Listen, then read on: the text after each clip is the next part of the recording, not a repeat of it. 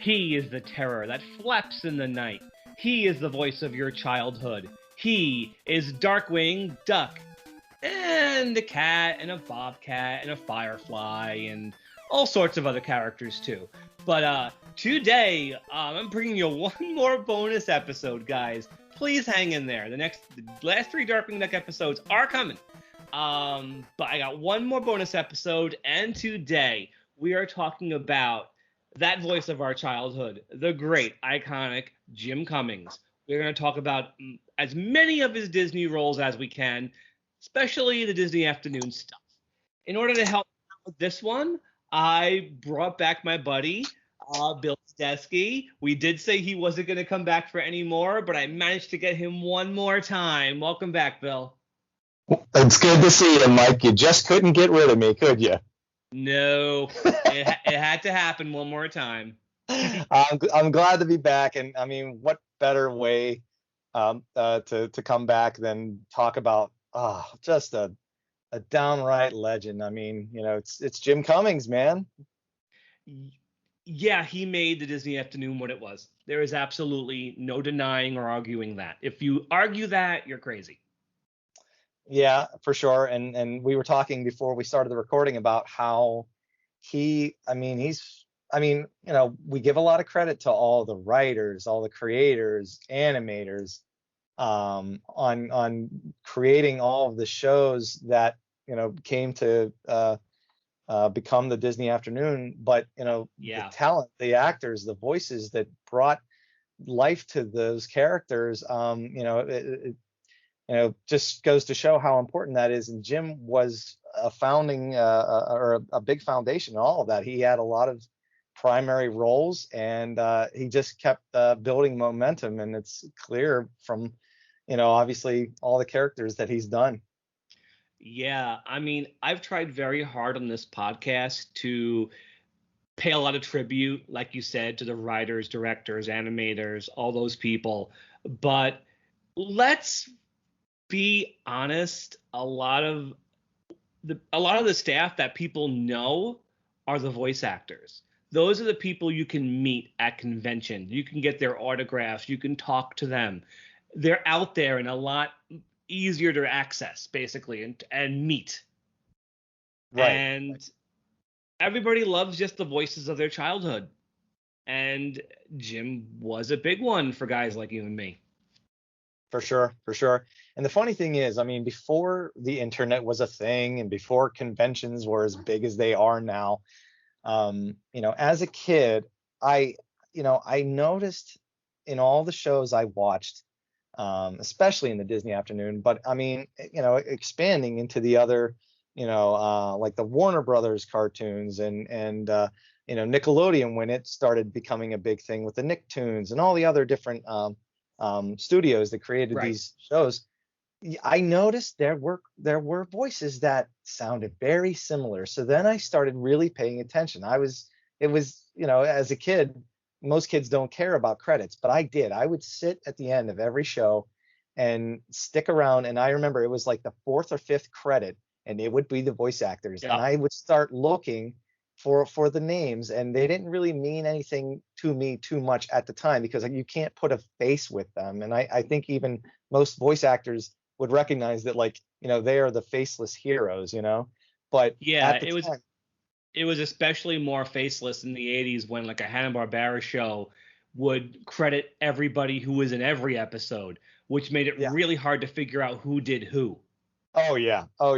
But they usually, for the most part, I'm not saying 100% of the time, but for the most part, they tried to give proper credit to the actors that, played characters in those episodes. But I would notice, certain actors would recur in those credits, and I'd notice them on Darkwing and Tiny Toons and Rocco's Modern Life, and the list goes on. But I would Right. see a particular name that would come up quite often, amongst others, but quite often, and I would recognize. I'm like, wait a sec, that has to be the same guy. It was almost like doing like a like a 6 degrees of Kevin Bacon or something like that, or like some sort of like scientific procedure to figure out who this was. And I Right. narrowed it down to be like, hey, that's that guy's voice, or that's that woman's voice. And for me, that was Jim Cummings, because I think he was one of the first, especially the first modern voice actor whose name I was able to put with a face. The only other person before him that I knew as a name was Mel Blanc, Yeah. because he was credited in all the Looney Tunes. You knew he was Bugs Bunny. But I would say Jim might have been the first modern voice actor I learned about, and I knew who that was. Before we get started, because what we're going to do here is talk about maybe like the first 10 years of his Disney television work, the characters he did that we grew up with. But you met Jim recently, didn't you? I did. I was very fortunate. I'm from the Pittsburgh area, and about a month ago, in early August, it was a last minute substitution for initially, and again, the particular convention I go to, Steel City Con, they don't typically do voice actors, and I think they're trying to amend that in future conventions, but they had lined People up. have people have pops to get autographed, man. This is very, very true. Those pops, they're super popular. Hi, Will. But but yeah, they had lined up Tom Kenny, who a lot of people would know as SpongeBob SquarePants, among others. Yeah. But I think there was I guess some misfortune in his family. I don't know exactly who or what, but I think there was some sort of COVID complication. But at the very last minute, it was like a week and a half before the show. I couldn't believe it. They said they had somebody lined up, and sure enough, I think a day later they announced it, and my jaw dropped. I was so excited. It was Jim, and I was like, I must go to this show. So I did. I was there on a Friday. It was a slow day. I had a chance to go up to his table whenever, yeah, he had a bit of a lull, and I got to just chit chat to him, and he's such a he's a great guy, real laid back. I got to talk to him about he's just a kind of a small town guy himself. He's from Youngstown, which is not Youngstown, Ohio, not far from Pittsburgh. So it Right. was kind of nice to hear a little bit of his story and how he was a steel mill worker, and how as a kid he would just clown around in his classrooms all the time, making goofy voices and making the kids laugh and upsetting his teachers. But clearly it paid off, because he eventually Yeah. made a career out of it. Yeah. So why don't we start talking about that career? Yes. Because as a matter of fact, Jim's very, very, like literally, very first vocal performance was for Disney. It wasn't for a cartoon though. Bill, what was the first character who you ever voiced? The first character he had voiced was Lionel the Lion from 1985's live action puppet show hybrid, Thing. Dumbo's Circus. And of course, he worked alongside Katie Lee for the first time, who was Dumbo, and would later, of course, become Honker. Small world. Yeah. So yeah, I don't know much about this show. I didn't have cable growing up, so I didn't watch it. All I know about this show, I learned from a Defunct Land YouTube video. You said you've seen it. Um, Tell me more about Lionel. Lionel was just a happy-go-lucky a lion. He had a very high-pitched accent, or Brooklyn accent, and he would be the one that was in charge of the show. He would be, he ran the circus, and he would get all the characters from town to town. And I had read that he was partially inspired by the mouse character in the original Dumbo animated film. But it's not necessarily connected at all. But no, he was just a sweet and happy-go-lucky guy, and just yeah, just a pleasant character. But yeah, Jim would voice him, and definitely had that very Dumbo kind of Well, you know voice. whose voice I hear when I hear this character? I hear Lou Costello. I could hear that. Yeah. And the reason why I hear it mainly is because a few years later, he used that exact same voice for Lou Costello's Spider on Rescue Rangers. Yes, yes. So I think the voice was kind of taken from Lou Costello, not sure. But what Jim did, especially back in the 80s, he would come up with character types. The Lou Costello, the Woody Allen, the Peter Lorre, and he would use those a lot, as we're going to see. Yeah, he would also kind of take bits from each, certain celebrities or certain impersonations, and kind of toss them in a blender. Oh, we're going to see that too. To make them fit. But yeah, I can totally see that. And he would use this voice that he used for Lionel in other for other characters, even some stock characters that were used in as one shot characters on certain episodes. there was a mole in a Darkwing Duck episode, Ducky Phobia, and you can hear him. He's like, "That'll teach him to mess with Moriarty." Same voice. Yep. So his first animated Disney character, very inauspicious, because he's barely putting on a voice for this guy. A one-shot gummy bear, Chummy Gummy, from the first episode of season 2 of the Gummy Bears, called Up, Up, and Away. I saw the episode relatively recently, within the last year. You might not even realize it's Jim, because he's not putting on a voice. Yeah, that was basically his voice. That was just kind of him being almost pretty, all natural right there. But he would just, he would cartoon it up, if you want to. A little bit. Yeah.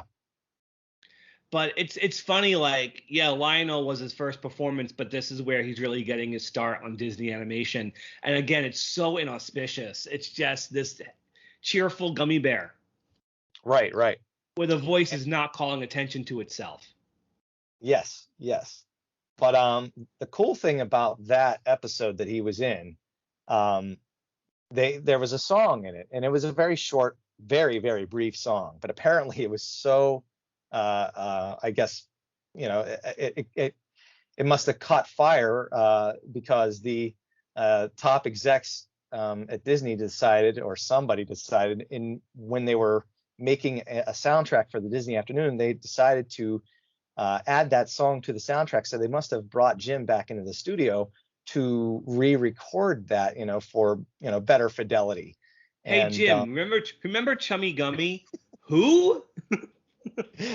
Chummy Gummy. Who? But yeah, and it was a fun song, and I think they even had Noelle North come back to reprise her role as Cubby. But yeah, it was a fun, quirky song, and Jim had some fun with that.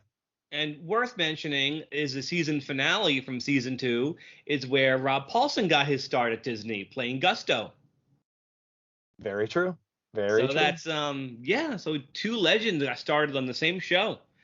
Okay, so moving ahead a year, Jim gets to play his first villain. The unforgettable, at least for me, because man, did I grow up with this, El Capitan from the Ducktales origin, Treasure of the Golden Sons. This is when he's really starting to ham it up. Oh yeah.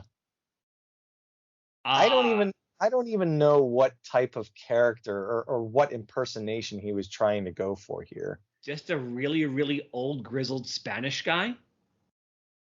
Sure. That's really all it is. He's an old Spanish conquistador, isn't he? And that's what he did. Yes. And man, I'll tell you what, and again, it's hard for me to emulate, but he would really dig down deep for this whole, I love gold. That Yeah. whole, deep and very like, breathy, raspy voice. And that really was, stark contrast to, Chummy, obviously. But Or even yeah, Lionel, yeah. yeah, exactly. But he was Uh, I think that character was great. oh yeah. And as the episodes he was in progressed, he just got crazier. When he got the Yeah. gold fever. He'd be hiccuping like every other line.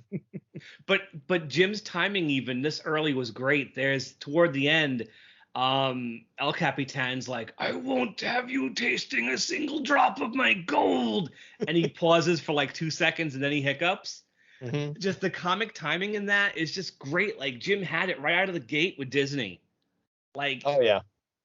and he only really just played this guy on Ducktales. He wasn't a fixture on Ducktales at all. Like he did not really appear much on that show. Yeah, it was very few and far between, but yeah, Jim wasn't really used otherwise aside from El Capitan. Well, I guess that was because he finally got his first starring role the following year. Um, Playing the character, I think if it wasn't for Darkwing, I think this would be the character he's most known for. I think this is how most casuals know Jim as Pooh.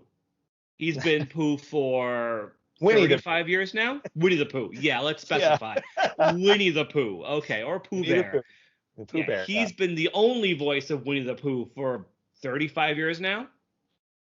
Yes. Almost. Yeah, probably. Yeah, almost more maybe. Yeah. So he got started as Pooh on the New Adventures of Winnie the Pooh in 1988. And again, he's been the only voice. Even when they did the Christopher Robin movie, they were going to replace him as Tigger. They were not going to replace him as Pooh. Yeah. Yeah. He really stood in well for the original voice actor who I wasn't sure how long he was around for, but Sterling Holloway. Sterling Holloway only did Pooh for the first three featurettes. Yes. I mean, he's my Pooh. Like he's the iconic Pooh to me, Hmm. Sterling Holloway. But man, does Jim come close. Jim puts a sweetness, a tenderness to his version of Pooh that I'm not saying Sterling didn't have, but there's just a sweetness, just a little bit of like a higher timbre in his voice I that just makes it right. I just love it. I think Holloway had more of a southern kind of world weariness to it, Mhm. more of a rustic sound that Jim doesn't have. But his Pooh is still fantastic. I mean, I can't picture any voice actor doing that character. It's just I can't. Right. And I think nowadays you see Jim perform him and he just does it with no, just with the greatest of ease. yep. It's that's I mean we all love Darkwing, but this is Jim's number one character to most people because it's Winnie the Pooh. Like, how do you not love that character? And he wasn't just Pooh. He was Tigger. Initially, he didn't start out as Tigger. That was Paul Winchell reprising the original role as Tigger. But Winchell had gotten older. Jim could do the voice.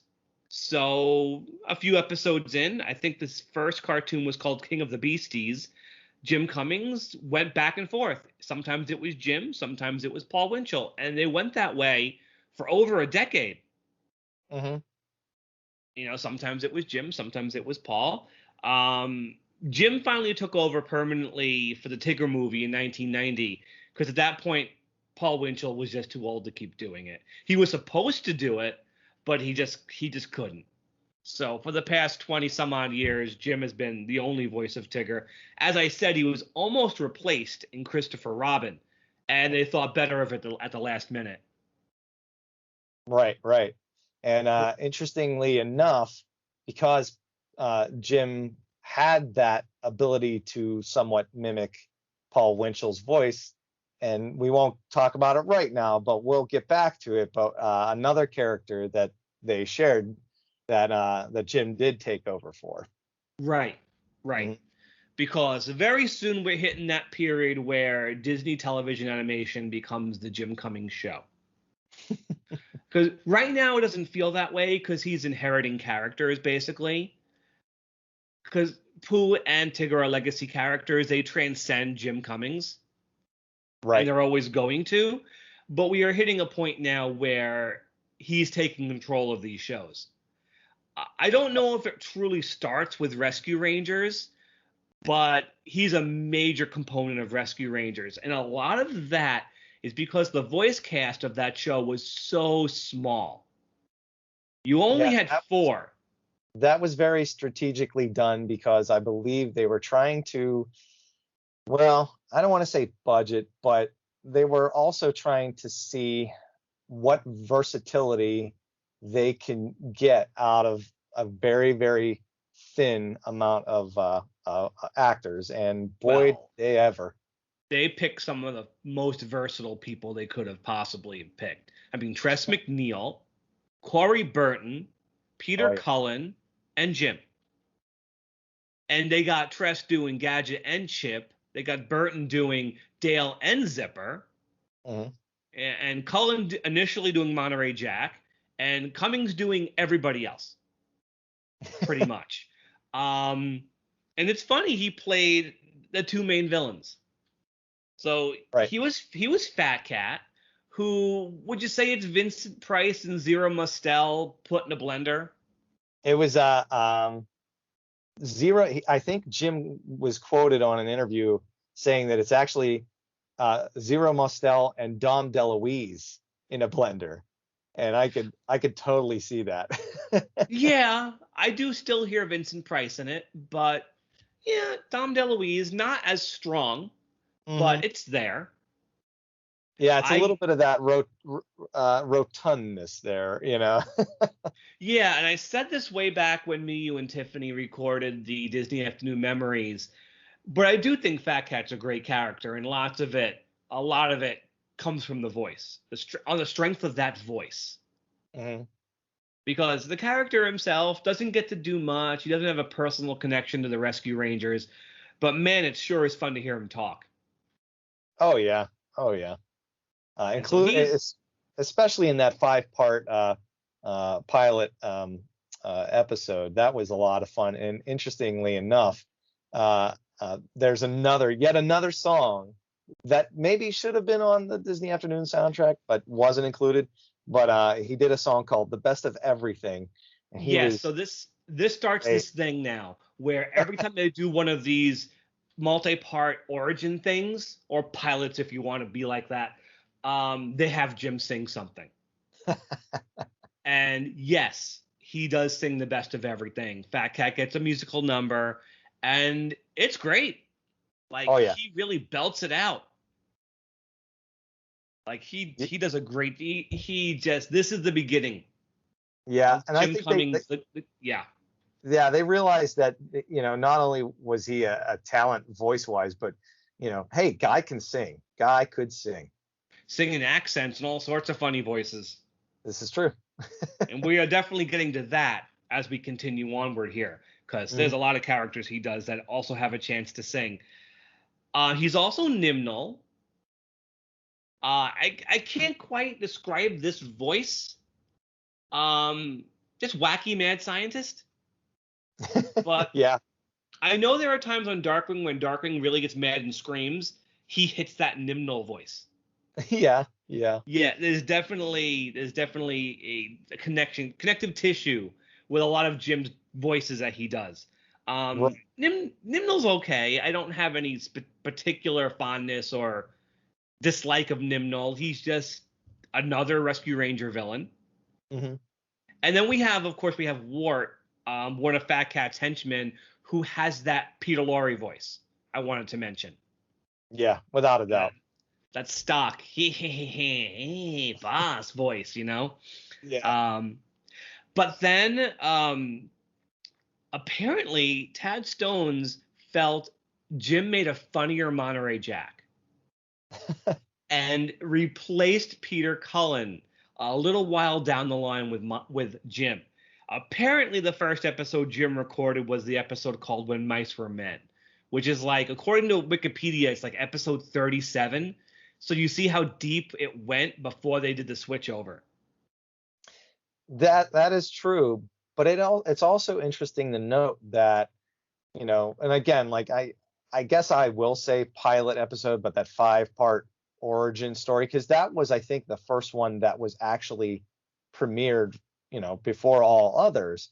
And this just goes to show the production aspect of things. But I think I know Jim did the voice in that 5-part series. Yeah, the first 13 episodes that were produced first were the original TMS ones that aired on the Disney Channel earlier. Okay. Episodes like Categories Not Included, Kiwi's Big Adventure, Adventures in Squirrel Sitting, those were all Peter Cullen. Those were all animated by TMS. Those were first. Right. The rescue episodes came after that. So I can totally see how they had Cullen come in to do those earlier ones, probably a few more of the later ones, got Jim, fast-tracked the origin serial, and aired that as early as they could. Yeah. Remember, Darkly Dawns the Duck by production number was somewhere in the high 30s. Right. So that's how that kind of stuff worked. Yeah, I keep forgetting, and you got to forgive me, because even though I did have access to some content from the Disney Channel, I kept forgetting that anything, that was to come out in the fall of any given year, the Disney Channel would get, exclusive early broadcasting rights to it. Get to like 9 to 13 episodes would air in the spring as a sneak preview. Yes. So he was the second voice of Monty. We did discuss this a few months back, that his portrayal is a little bit less nuanced than Peter Cullen, but a lot sillier and cartoonier. Yeah. Because he would go on. I feel like his portrayal was like another register higher, like a little louder. And he would also stretch out the cheese a lot more than Cullen ever did. Oh, for sure. I feel like his Monterey Jack was a lot more bombastic. And I think he was the best character on the show, because I just think Jim gave him a natural but very fun sound that contrasted to your two chipmunks with the audio processed voices. Oh yeah. I definitely, maybe as a kid I liked Dale more, but as I've gotten older, Monty and Gadget are the characters I definitely find that really saved that show for me. Yeah, because you need those more colorful and more, I guess, characters with depth that could, be explored upon outside of Chip and Dale, who were a little more, let's say, shallow. Exactly. And again, Jim didn't just do these characters. He did like somebody else in every single episode. Like, there's always a Jim voice buried in a Rescue Ranger episode. You mentioned to me before we recorded of Sergeant Spinelli, who has another voice that Jim always kind of did. Yeah. Like how would you say this voice sounds? Oh God, I guess like very kind of like almost like a barfly, almost like a character in Cheers. I remember in the one behind the scenes featurette of Chip and Dale, he would do a quick version of the voice. He'd be like, "What's that? A chipmunk stole your wallet? That's out of my jurisdiction. I gotta go." Yeah, so, like that. Yeah, pretty much. Kind of like Chief Wiggum before there was a Chief Wiggum. Yes, yeah. I mean, granted, Chief Wiggum was Edward G. Robinson, but the connection is definitely there.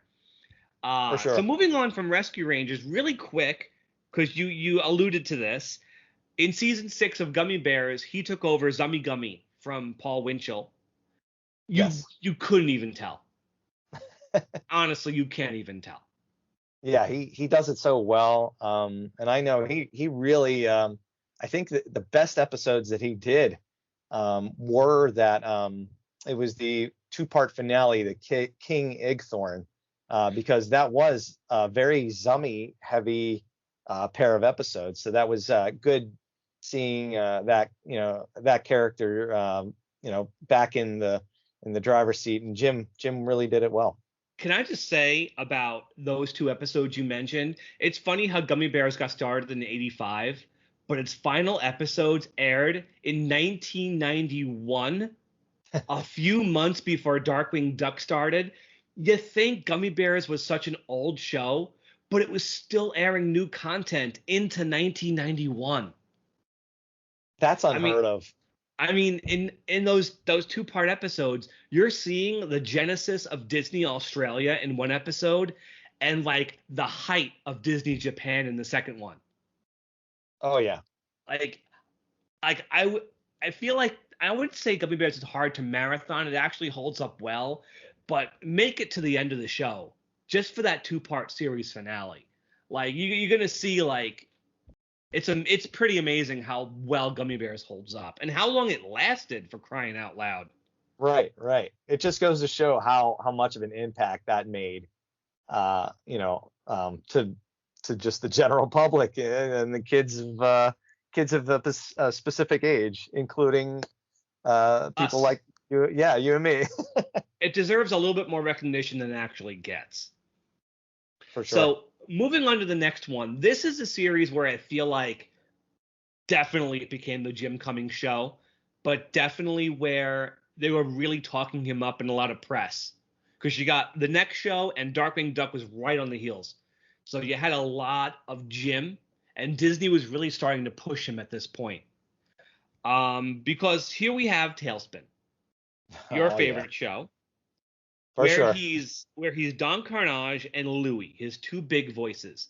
We've discussed Don Karnage ad nauseum before, but we have to mention him again because he's one of Jim's truly great characters. Oh yeah. Even though the voice is an amalgam of something else, it's not a truly original voice. It's got the Ricky Ricardo Spanish thing going on. Uh-huh. But what Jim does with it is just brilliance. Like I could just listen to this character talk all day. Yeah, and you probably could. I've seen YouTube videos where there's Don Karnage compilations, and man, it's just gold. It's great. What a lousy place to put a wall. I know I said it before, but it's such a great line. I think his one of his first lines, I think, is "Greetings and salutations, fellow aviator. It is I, that panic-provoking pirate, Don Karnage." Oh, you rolled the R. It's fantastic. Roll your R. And we can sit here talking about this guy all day, but we shouldn't. We have a lot more to discuss. But he got to sing. Oh yeah. He sang Sky Pirates. Sky Pirates indeed. In the origin. Again, he's taken just a funny voice and he's really able to sing with it. And again, another song that was excluded from the Disney Afternoon soundtrack, unfortunately. And of course, along with the best of everything and this song and the next one we'll discuss, all three of these songs got thrown to the highest possible tier of Disney Japan animators. So I remember as a kid when these songs would start, not only would the vocals impress me, I'd be blown away by the animation. Mm-hmm. And be like, whoa, this is amazing. And like Jim and Disney Japan just holds this stuff together in the early days of these shows. Oh, yeah. Okay, so Louis... Oh, sorry. Go ahead, Bill. I do also want to point out that a lot of those songs were composed by the great pairing of Silvershire and Silvershire, which are the husband and wife writing team, Michael and Patty. I was going to say, related much? Yeah. They were the ones that composed the Gummy Bears theme. And to my knowledge, I believe they did compose the Best of Everything. They did the Rough, Tough, Burly Sailor song. They did several from Tailspin, not that Jim sang, but they did the theme song. They did I'm Gone. They did Home is Where the Heart Is. They did the Sky Pirates theme. And then they did another song that was included on the soundtrack, though wasn't alluded to in the show, was Monkey in Your Tank. So they they had a big part of that, and Jim really knew how to, really put that that sound that they were looking for, out. So meanwhile, we have Louis, but this is more of, again, him inheriting a character. He's Oh just yeah, doing Louis Prima, but he's doing it really, really well. so well, in fact, that there was a lawsuit over it, which I won't get too in depth on, but apparently the estate of Louis Prima wasn't too happy with, I guess, they're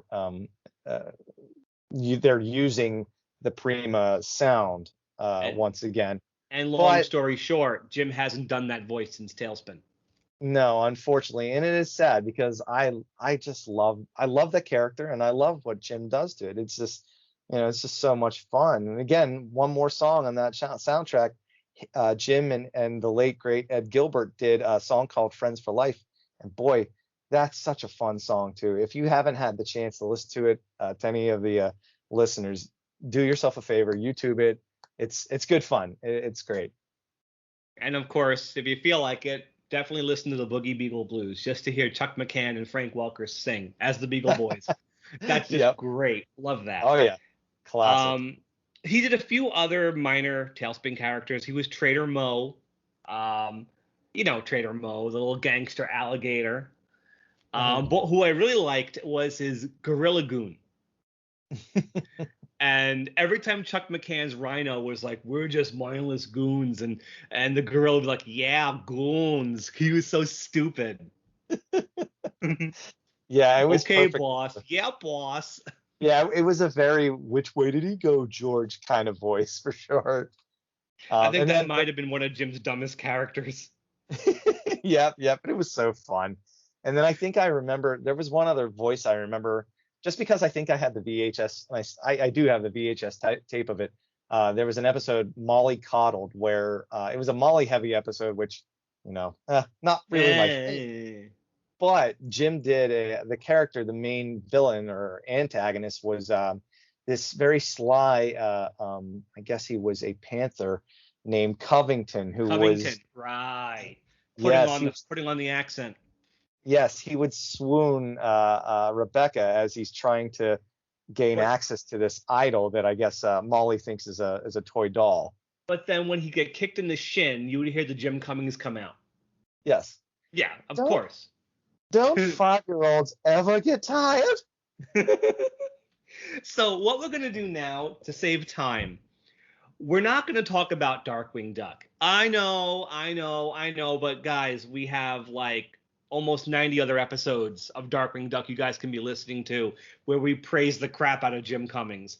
So we don't need to go through that again. We've done it. Yeah, he was Darkwing Duck. He was Negaduck. He was Herb Muddlefoot. He was Moriarty. He was Gumbo. He was like everybody else. But of course, I think Darkwing Duck cements Jim Cummings as the king of the Disney afternoon, basically. Mhm. Darkwing Duck absolutely does that. And if it's not Pooh and Tigger as the characters he's remembered for, man, it's Darkwing Duck. Because Yeah. Darkwing Duck was the one character he created himself, 100%, came up with an original voice and made that his own. He wasn't making an amalgam of other celebrities like Don Karnage or Fat Cat, and he wasn't trying to copy somebody else's work. There's no describing what Darkwing Duck's voice is. You can't impersonate it. It's just Darkwing Duck. Yeah, that's all Jim, and he's been proud of it ever since he came out, That's his masterpiece. for sure. Darkwing Duck 30 is years ago. absolutely Jim's masterpiece. And everything from just the way he enunciates things to the way he hits hard K's when he says Negaduck, or his hard P's when he says cape, how he pops his P's. And the hurt voice, and when he mocks Gizmo Duck. All these things. I know a lot, and a lot of it he came up with himself. A lot of it was directed. But And we've seen modern attempts to do the Darkwing voice. I mean, Christy Mendopoulos, bless his heart, he tries, but he's not Jim. No. And Darkwing Duck will always be Jim Cummings in my heart. You can't replace that voice. Right. Right. But you can hear me and Will have discussions like that all throughout the other episodes we've done, talking about vocal tics that Darkwing Duck has, like, oh, that's my special spot, stuff like that, which I'm sure was a Jim ad lib. But we don't need to talk about that anymore. We don't have a lot of time left. So I want to move on to another character that's become iconic for Jim, that he's been doing for 30 years now. Pete, the oldest surviving Disney character that's still in common usage. He predates Oswald. That's how old Pete is. Now, Pete, originally voiced by Billy Bletcher in the old cartoons, still an iconic voice. You hear Billy Bletcher, and that's Pete. So Jim had big shoes to fill coming into Pete for Goof Troop. But man, does he nail this character. Like, his Pete is the reason Goof Troop is watchable. He's the reason the show works. Yeah. The best Goof Troop episodes have some combination of Disney Australia and Pete. And the best ones are when those two come together. Like Pete's Day at the Races, or Goofs of a Feather, or As Goof Would Have It. Anything where it's mainly a Pete show and he's animated by Disney Australia. Those are the ones where Jim just takes over. And he does so many things with his voice as Pete that he doesn't even do now, but he got to do then. Because his Pete was such a jerk. But Jim got to revel in it for 65 episodes. Yeah, and I love his Pete. Yeah, it's crazy because his Pete would go from the lowness of Gumbo to the height of like Darkwing, at his most extreme. But screaming and yelling, yeah, exactly. If you took those two and added in like the screaming and shouting, and that there was like a little bit of like an accent there. I couldn't, it's hard to explain, but like the kind of like almost like scheming, and he would mispronounce so many things, and that was just his way of talking.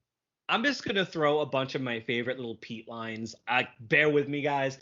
There is the episode, As Goof Would Have It, where he pretends to have lost a lot of weight by shooting Goofy's picture and sending it to a weight loss company. He has the camera. He wants to take Goofy's picture, and Goofy's like, "Okay, Pete, shoot." And Pete says, "I love to, Goof." But all's like, "Got this camera."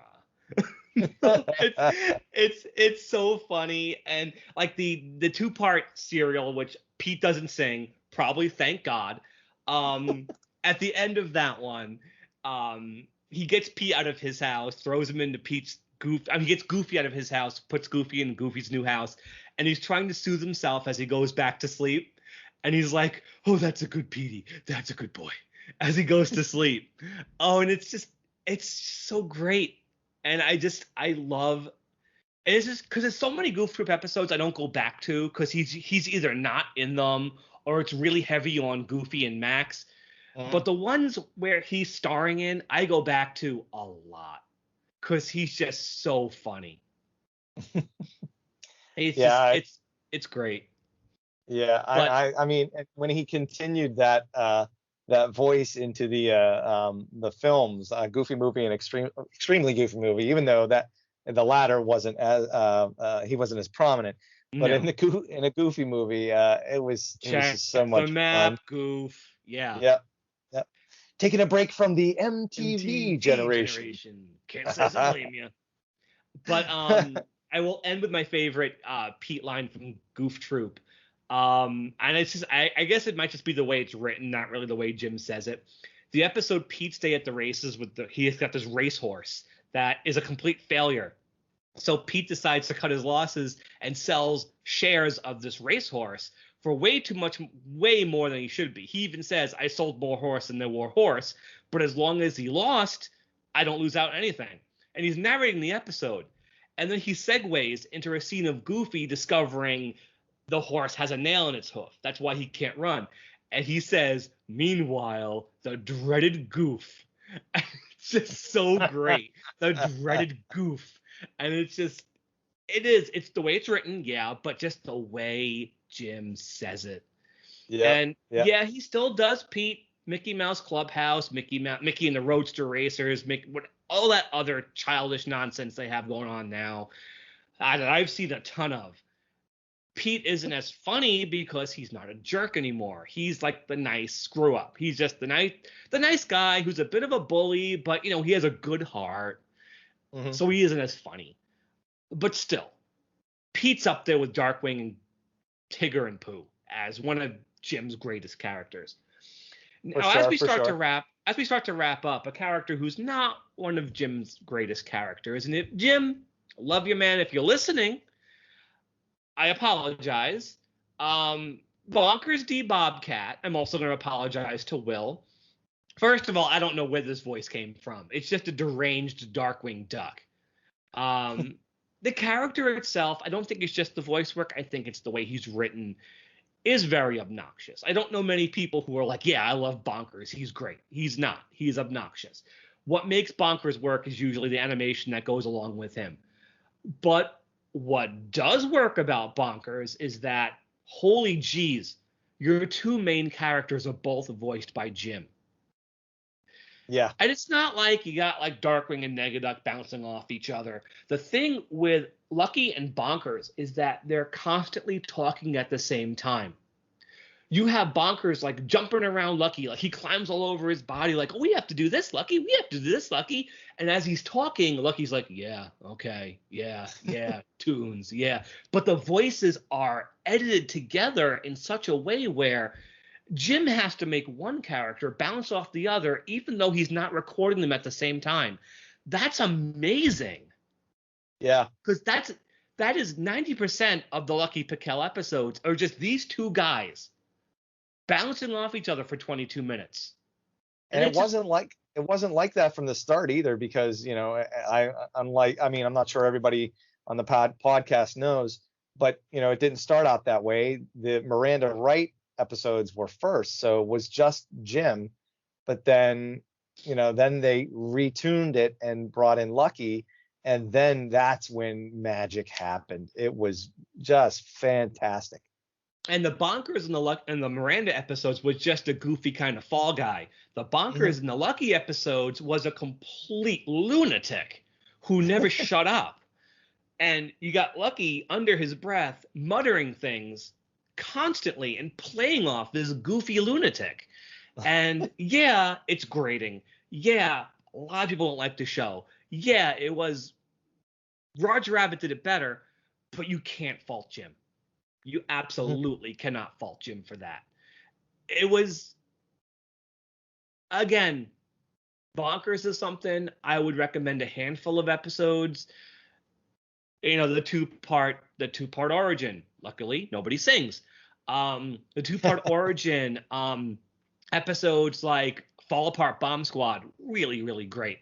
Just episodes like that, Serial Surreal. Just there are some great episodes that just have so much great Jim Cummings dialogue and Disney Australia. And Bonkers does have a line I love. There's the episode called Stay Tuned, where they're chasing a criminal, and Bonkers goes, let's get him and cuff him and give him a trial and convict him and parole him as a joke and arrest him again. Super quick like that. But it's the one time watching Bonkers, every time I watch that episode, I burst out laughing because it's so damn funny. The idea of paroling a criminal just to arrest them again is so warped, but it's really, really great. Sometimes Bonkers had a little bit of genius in it, but you had to look really deep to find it. For sure. But that kind of stops Jim's golden age, because right after Bonkers, it became the let's adapt movies. So luckily, Jim kind of came along for the ride. He was Razul from Aladdin, so he got to play Razul. It's just his angry, tough guy voice. He was Ed from Lion King. Again, all he did was laugh, but laugh he did, and it was great. So he got to be in the Timon and Pumbaa show. But then he kind of dropped off. And again, I aged out of watching these kind of cartoons. I know Jim's done some great stuff since then, but my Jim Cummings is the stuff we just talked about. Oh yeah. But I want to take the last few minutes to discuss one of his more recent Disney characters that I do adore. I adore this character.